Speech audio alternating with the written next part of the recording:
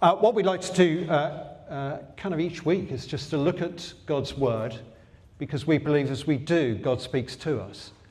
And so I'm going to read to you just some verses from Matthew chapter 9. We've been looking at some chapters in Matthew. And we've come to another really interesting point. Matthew's trying to teach us something about Jesus. Why don't I pray, and then I'll read. If you've got a Bible, you might want to turn to Matthew 9, but it'll come on the screen behind me here. Father, thank you so much that you are the living God. We don't have to doubt right now that you will come and meet with us. And I pray that you would, whether we've known you for years or just still exploring all of this. Thank you that your Spirit can take this word and drive it to our hearts and speak to us. You know what we need this morning. Some need comforting and encouraging. Some of us need challenging and spurring on. Come and meet us in our need, please. Amen. So Matthew 9, verse 14. Then John's disciples came and asked him, "How is it that we and the Pharisees fast often, but you disciples do not fast?" Jesus answered, "How can the guests of the bridegroom mourn while he's with them? The time will come when the bridegroom will be taken from them, and then they will fast. No one sews a patch of unshrunk cloth on an old garment, for the patch will pull away from the garment, making the tear worse. Neither do people pour new wine into old wineskins. If they do, the skins will burst, the wine will run out, and the wineskins will be ruined. No, they pour new wine into new wineskins, and both are preserved."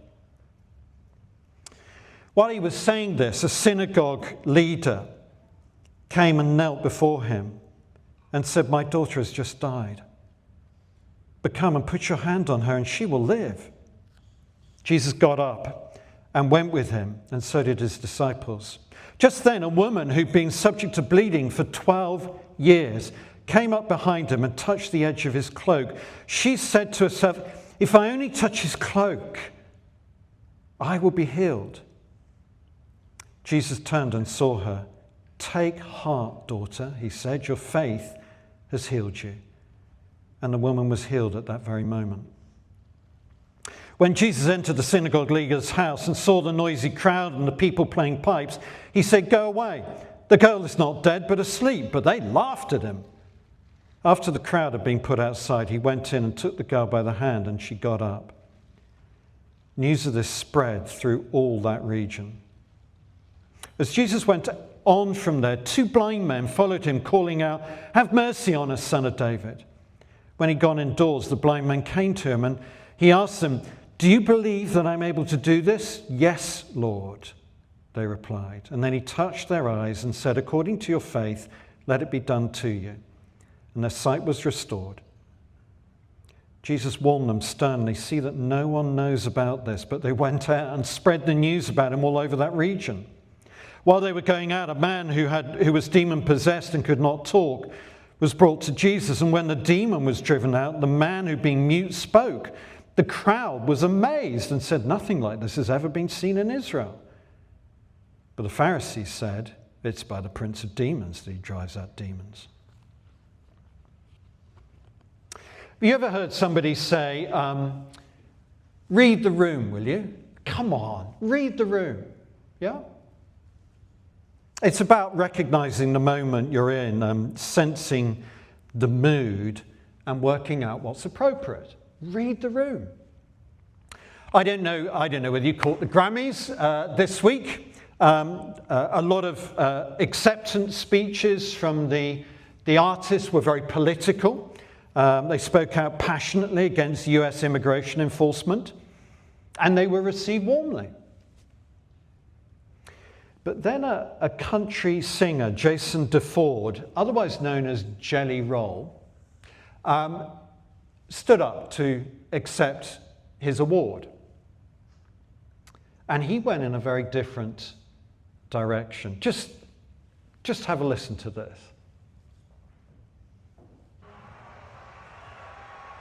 I know they're going to try to kick me off here, so just let me try to get this out.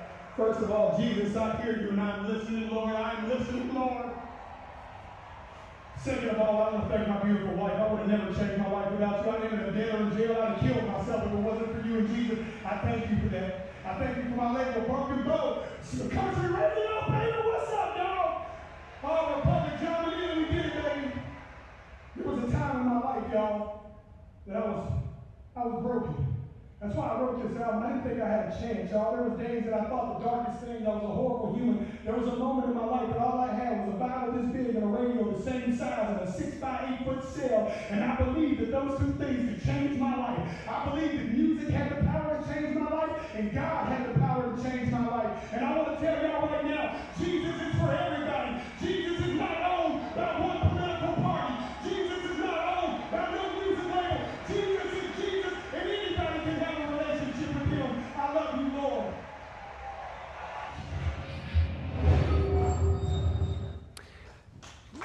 Pretty good, right?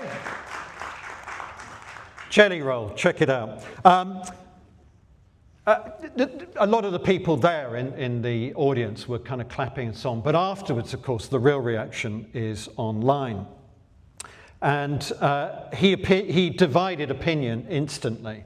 Half applauded it, as you did. Half said, mate, just read the room, will you? Come on, it's the Grammys. Jesus doesn't belong here. This morning in Matthew 9, Jesus is the one we will see who is being told to read the room. Bally showed us, who were with us last time, how earlier in this chapter, Jesus is at a dinner party hosted by Matthew, and the guest list is, shall we say, questionable, right? It's a room full of undesirables, chancers, users, people with dodgy reputations. And the Bible just calls them tax collectors and sinners. And there's Jesus, right at the center, the life and the soul of the party.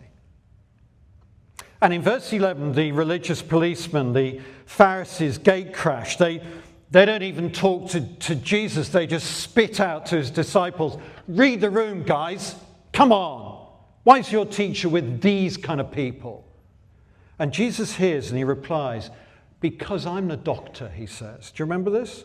The healthy don't think they need a doctor, but the sick know they do. People like DeFord.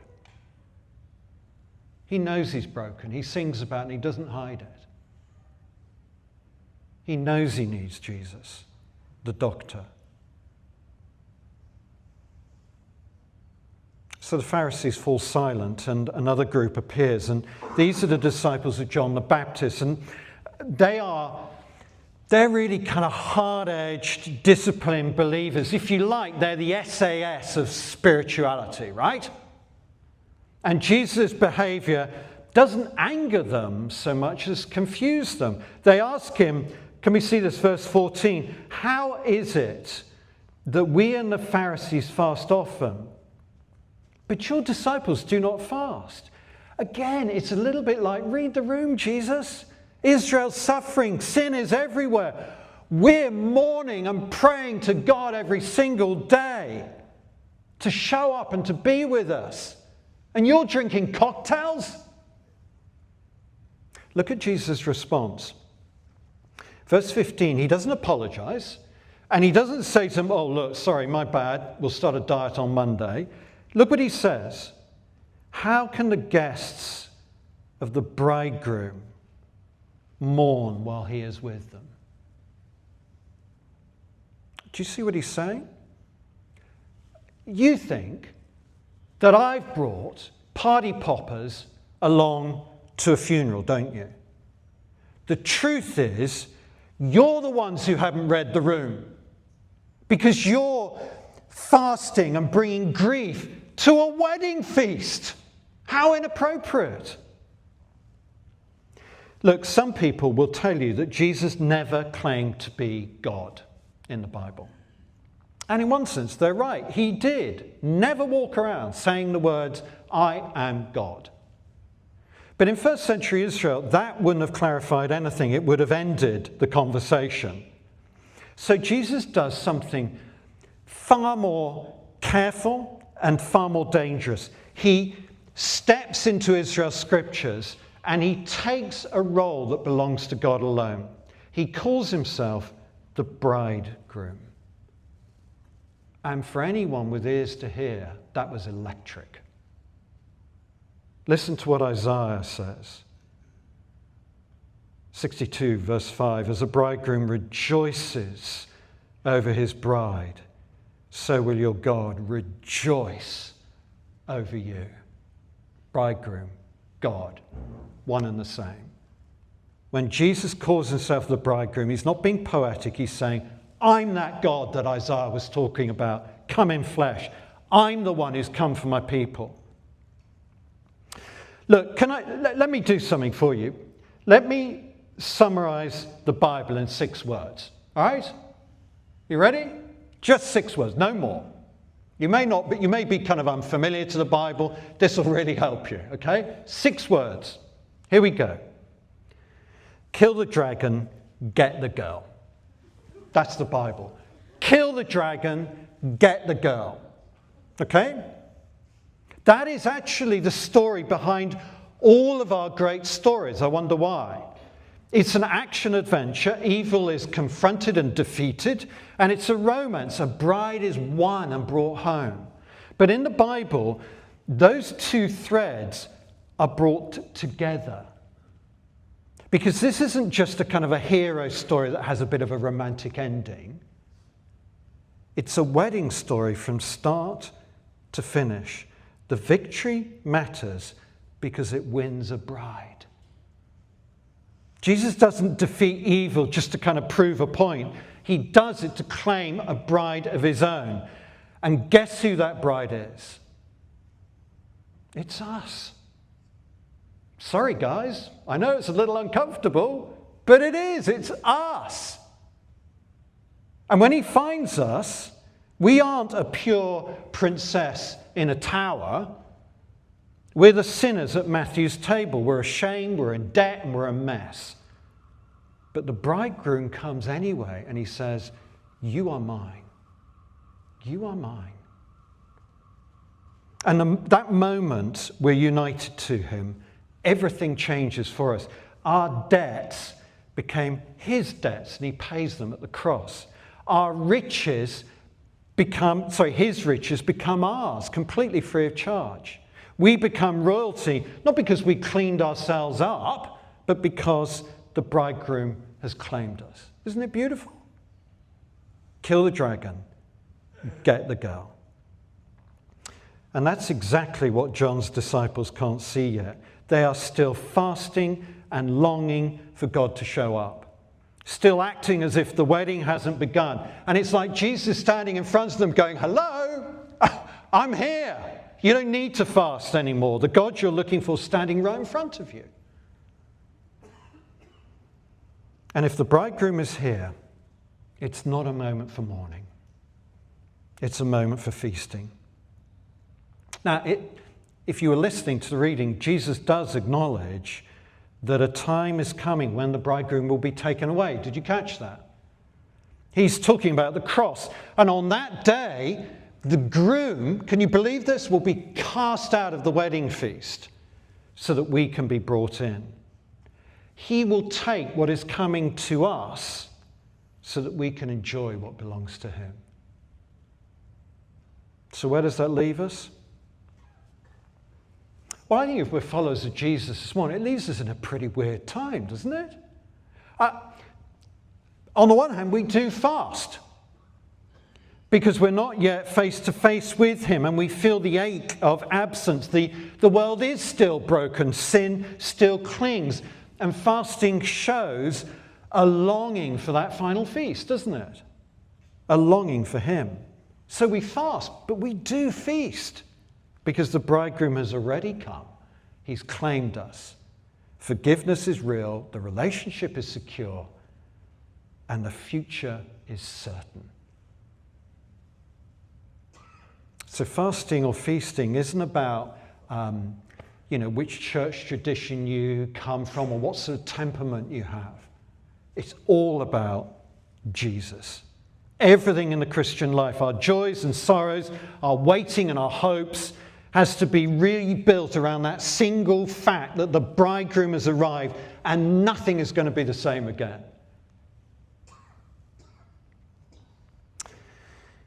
And this is how Matthew sets the stage in our passage.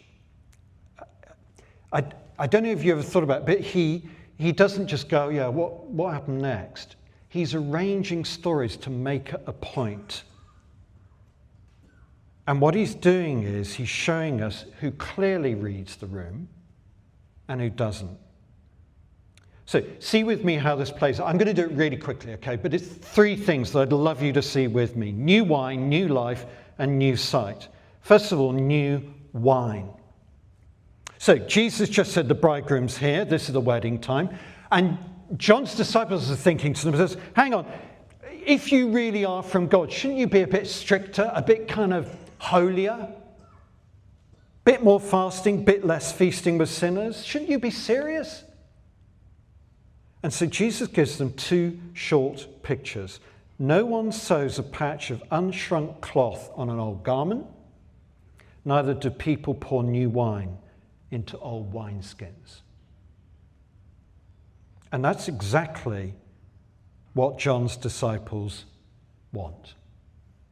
Just the same old faith, maybe just accessorized with a pop of colour, like adding a bright scarf from Monsoon to your comfy old outfit. But Jesus says, no. God isn't interested in minor updates. He wants to give you a whole new wardrobe, to push the metaphor to extinction. And Matthew's been making this point all along. Jesus, he says, is the new Exodus. His baptism echoes the way that the Israelites were brought across the Red Sea. His wilderness mirrors their testing in the desert.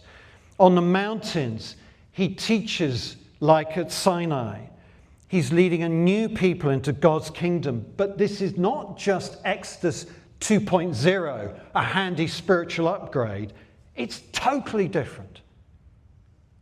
Back then, God gave a framework, right? Simple commands, clear boundaries, sacrifices and rituals so that sin could be contained. And that was a great gift. I think sometimes we go, oh, the law's awful. No. The law's great. But it was always provisional because it worked from the outside in. It was a fence and not a heartbeat. Okay, do you get that? It was a fence, okay, protecting them from the dirty world out there, but it wasn't a heartbeat in here. It could manage behavior, but it just couldn't change what was inside. And Jesus' Exodus is different because it brings God's life right into the heart of those who follow him. And if you're not yet a Christian, you're looking into these things, this is what you need to hear. God's life comes into the heart of those who follow him by his Spirit. You can't just stitch on a few handy rules, a few useful, life tips, because in his illustration, like patches on an old garment, they'll just rip. You can't pour new wine into old wineskins because they'll burst. Listen, the bridegroom has not come to make you better at religion. Do you understand that? He's come to give you himself, like all good bridegrooms should do, to work from the inside out. And I wonder whether some of us are still struggling to understand this. And if we are, what I want to do is just show you what life with a bridegroom looks like. First of all, stop trying to live life on your own. Jesus isn't asking you to face life alone. He's with you. So turn to him. Will you do that? Walk with him this week. The verse says, cast all your anxiety on him, for he cares for you. Let him remake the wineskin. Invite him to reshape the structures and habits and priorities of your life. Choose one this week and work with him on it from the inside out. Let him reshape your heart. Ask God to reorder what your loves and your desires and the things that you pursue are, to get them in the right order. And drink the new wine. Step into the life Jesus offers. Receive it, live it, let it flow through your relationships. That's what it's like to live in the presence of the bridegroom. Isn't it great? And that's what it means for God's Spirit to come in your life and make you alive and available to him. New wine demands new wineskins. Now watch what this wine does when it hits real people whose lives have already been burst. It gives new life. Right after this, Jesus kind of leaves the room, he leaves the feast, and Matthew puts his claims to the test. Two desperate people push through the crowd, and we see how Jesus responds. First, there's a synagogue ruler, respected. He knows all the rules. But this little girl is dead. His daughter's dead. It's the ultimate impurity. The old rules say, don't touch. You mustn't go near and mourn from a distance. Protect the living by avoiding the dead. They can contain death, but they can't reverse it. Then a woman comes forward, unnamed, bleeding for 12 years. She's unclean. She's cut off from worship, from marriage, from normal life. The old rules say stay away from her. Don't contaminate anyone. They can manage the problem, but they can't heal her. Matthew is showing us the limits of that old way. Rules can contain uncleanness, but they can't bring life. And then comes the bridegroom. The woman sneaks up behind him and touches his cloak. She's thinking, if I just touch. She's expecting shame and exclusion when he calls her name. But instead of her uncleanness spreading to him, his cleanness flows into her and heals her. He stops, he looks at her, he calls her a word she hasn't heard in years. Daughter, take heart, your faith saved you, go in peace. Then he walks into the funeral house and flutes are wailing, mourners are everywhere, and he says, she's not dead, she's asleep. And everybody laughs. Why? Because they know a dead body when they've seen one. So he takes her by the hand and he says, come on, darling, get up. Come on, my little one, get up. And she stands alive. Do you see it? Two people, worlds apart, a respected man, an outcast woman, public plea, secret faith, same bridegroom, same desperate faith, same life given. Who are you in this story? I think that's what God's asking us this morning. Are you the synagogue leader? Respectable on the outside, church attendance tick, Bible reading tick, but something's dead. There's no passion for God. You're going through the motions. There's no life. Your sense of hope, your joy, it's gone. Religion is not going to raise it. Or maybe you're the woman, you've been struggling for years with something shameful. Maybe it's addiction. Maybe it's to you this is shameful, mental health. Maybe it's a secret you can't tell anyone. You've learned to manage it. You've learned to hide it. You've learned to keep it contained. But you are exhausted, like she was.